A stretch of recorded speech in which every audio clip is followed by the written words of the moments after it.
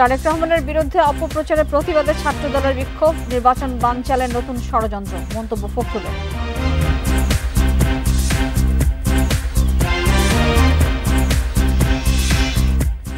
জুলাই গণ অভ্যুত্থানের শহীদদের নিয়ে ৬৪ জেলায় স্মৃতিস্তম্ভ নির্মাণ শুরু, আত্মত্যাগ নতুন প্রজন্মের কাছে তুলে ধরা হবে।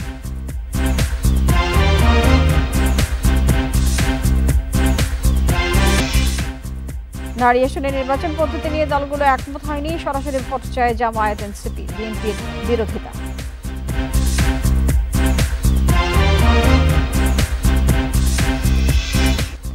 জ্বর কমলেও ডেঙ্গু রোগী সুস্থ নয় বলছেন চিকিৎসকরা। চোখে রক্ত জমা, রক্ত বমি সহ উপসর্গ দেখলে নিতে হবে পরামর্শ।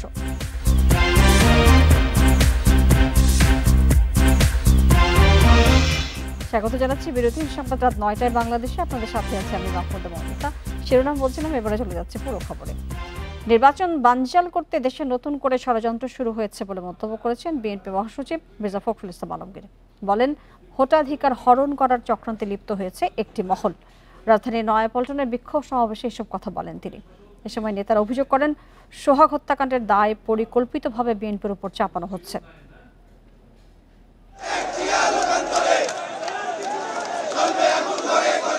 বিএনপির ভারপ্রাপ্ত চেয়ারম্যান তারেক রহমানের বিরুদ্ধে মিথ্যাচার ও অপপ্রচারের প্রতিবাদে বিক্ষোভ মিছিল ও সমাবেশ করেছে বিএনপি। নয়াপল্টনের দলীয় কার্যালয়ের সামনে আয়োজন করে ঢাকা মহানগর উত্তর ও দক্ষিণ বিএনপি।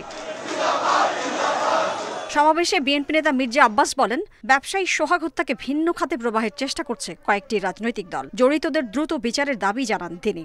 এই ঘটনা যখন ঘটল, ঠিক একইভাবে একজন ক্যামেরাম্যান এই ঘটনার ছবি তুলেছে। কোন নড়াচড়া নাই,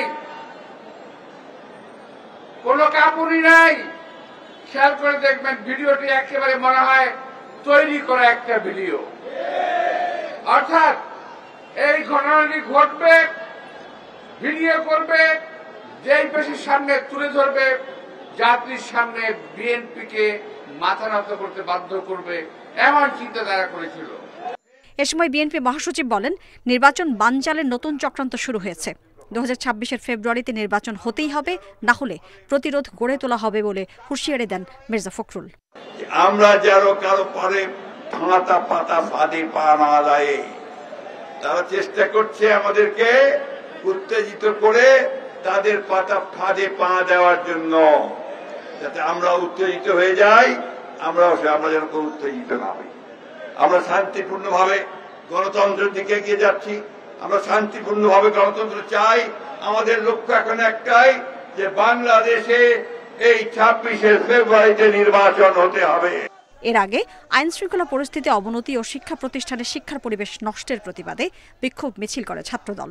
নয়াপল্টন থেকে শাহবাগে গিয়ে শেষ হয় মিছিলটি। বিক্ষোভ সমাবেশে ছাত্রদল নেতারা অভিযোগ করেন, নির্বাচন পেছাতে গুপ্ত সংগঠনের মাধ্যমে পরিকল্পিতভাবে নৈরাজ্য সৃষ্টি করা হচ্ছে। মব সন্ত্রাসীদের চিহ্নিত করে বিচারের দাবিও জানান তারা।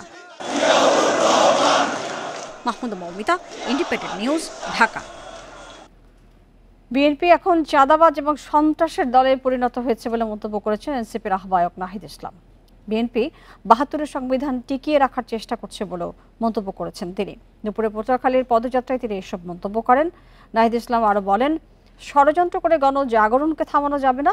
দুপুরে পটুয়াখালীর সার্কিট হাউস প্রাঙ্গণ থেকে পদযাত্রা শুরু হয়ে শহরের বিভিন্ন গুরুত্বপূর্ণ সড়ক প্রদক্ষিণ করে এনসিপি নেতা কর্মীরা। পরে সেখানে এক সমাবেশে বক্তব্য দেন নাহিদ ইসলাম সহ কেন্দ্রীয় নেতারা। পটুয়াখালীর পদযাত্রা কর্মসূচি শেষে বরগুনায় যান এনসিপি নেতারা।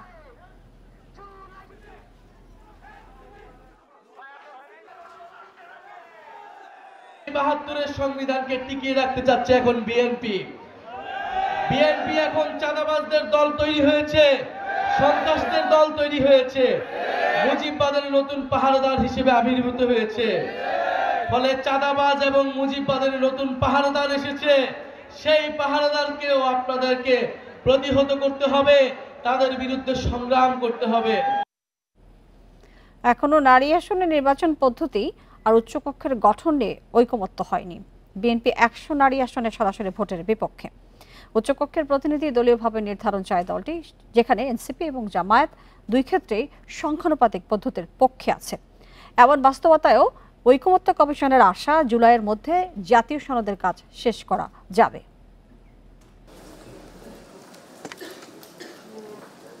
ফরেন সার্ভিস একাডেমিতে ঐক্যমত্য কমিশনের সঙ্গে চলমান সংস্কার আলোচনার ১৩তম দিনের বৈঠক শুরু হয় সোমবার সকালে। এদিন মূল আলোচনা চলে নারী আসনে নির্বাচন এবং দ্বিকক্ষ সংসদের উচ্চকক্ষের গঠন নিয়ে। এনসিপির দাবি কার্যকর উচ্চকক্ষ চায় না কেউ কেউ, এর মাধ্যমে আগের রাজনৈতিক ব্যবস্থাই বহাল রাখতে চায় তারা। নারী করে দেওয়ার একটা প্রবণতা আমরা খেয়াল করেছি, সে জায়গায় আমাদের স্পষ্ট প্রস্তাবনা হলো উচ্চকক্ষ অবশ্যই বাস্তবায়ন করতে হবে এবং একটি কার্যকর উচ্চকক্ষ বাস্তবায়নের জন্য উচ্চকক্ষে পিআর পদ্ধতিতে প্রতিনিধিত্ব ঠিক করার বিধান অবশ্যই আমাদেরকে একমত হতে হবে। এদিকে উচ্চকক্ষের প্রতিনিধির পাশাপাশি নারী আসনেও সংখ্যানুপাতিক পদ্ধতিতে নির্বাচন চায় জামায়াত ইসলামী। সংসদীয় আসনে একজন মহিলা নির্বাচন করা ডাইরেক্টলি এটা অলমোস্ট ইম্পসিবল। তো সেজন্য আমরা বলেছি এটাও পিআর সিস্টেমে হবে এবং ১০০ জন নারী ক্যান্ডিডেট হবে, টোটাল আসন সংখ্যা ৪০০ হবে। সংসদে ৫০ থেকে ১০০ নারী আসনের প্রস্তাব বিএনপি, তবে এসব আসনে সরাসরি ভোট চায় না দলটি।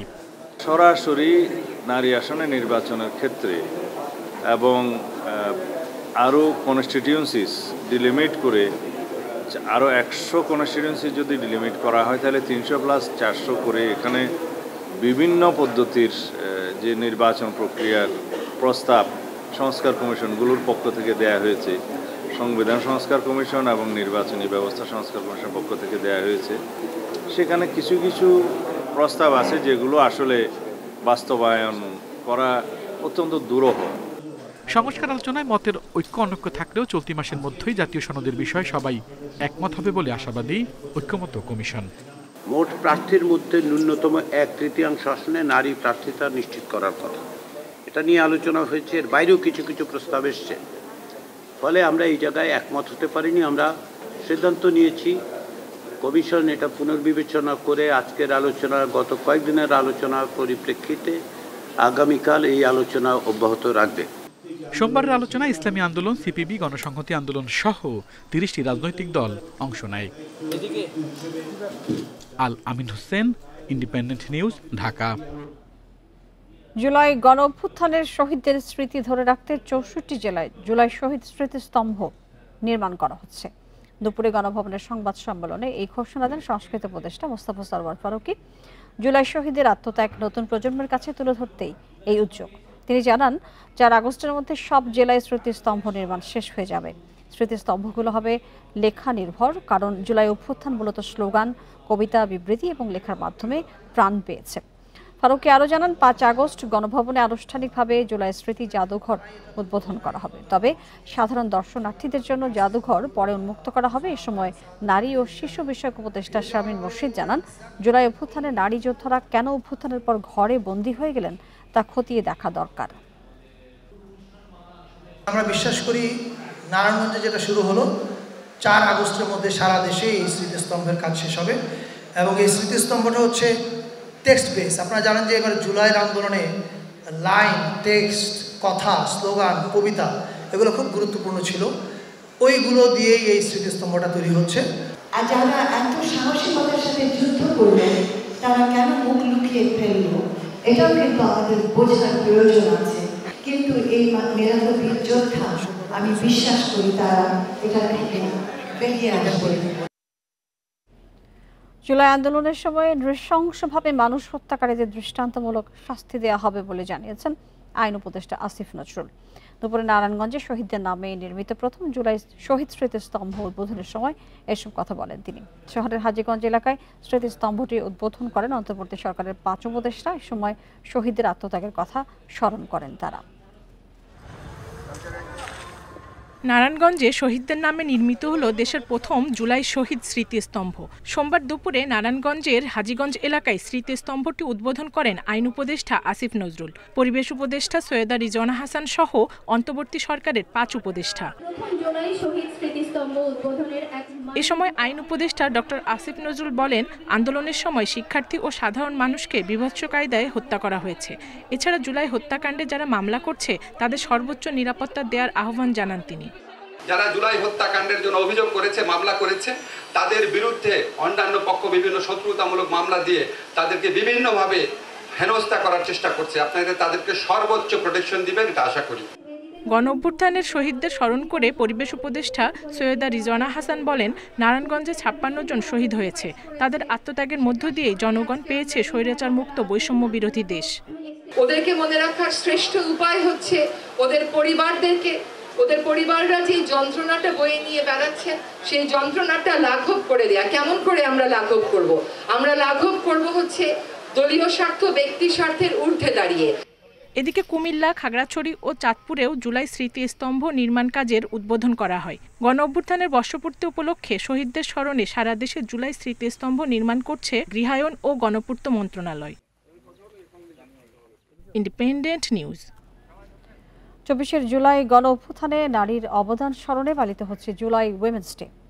এ উপলক্ষে কেন্দ্রীয় শহীদ মিনারে চলছে নানা আয়োজন। সংস্কৃতি মন্ত্রণালয়ের উদ্যোগে এবং শিল্পকলা একাডেমির ব্যবস্থাপনায় এতে সহযোগিতা করছে মহিলা ও শিশু বিষয়ক মন্ত্রণালয় এবং ঢাকা বিশ্ববিদ্যালয় কর্তৃপক্ষ। সন্ধ্যা 6:30টায় জাতীয় সঙ্গীতের মধ্য দিয়ে অনুষ্ঠান শুরু হয়। সন্ধ্যা 7টায় প্রদর্শিত হয় মহিলা ও শিশু বিষয়ক মন্ত্রণালয় প্রযোজিত তথ্যচিত্র। এরপর পরিবেশিত হয় জুলাইয়ের বিপ্লবী গান ও কবিতা। রাত 10:30টায় প্রদর্শিত হবে চীন এবং বাংলাদেশের যৌথ উদ্যোগের ড্রোন শো। সেখানে 2000 ড্রোন আকাশে উড়িয়ে তুলে ধরা হবে জুলাই অভ্যুত্থানের ইতিহাস। দেখানো হবে 14 জুলাই ঢাকা বিশ্ববিদ্যালয়ের আবাসিক হলের ছাত্রীদের আন্দোলনের স্মরণীয় মুহূর্ত।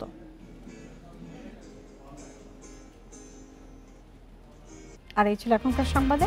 আরো বিস্তারিত জানতে চোখ রাখুন ফেসবুক, ইউটিউব এবং এক্সে। ধন্যবাদ সবাইকে সাথে থাকার জন্য।